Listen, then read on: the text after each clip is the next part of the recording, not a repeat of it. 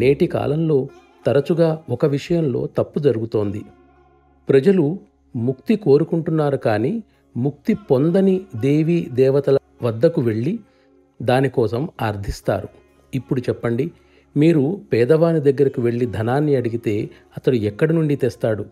మరో విషయం ఏమిటంటే, ప్రజలకు ముక్తి కావాలనే కోరిక లేదు, కానీ తమ స్వార్థపూరితమైన కోరికలు, అవసరాల కోసం వాళ్ళు దేవి దేవతలను పూజిస్తారు. మినహాయింపులు ప్రతిచోటా ఉంటాయి. మనం ఐక్యత వైపుకు సాగాలి.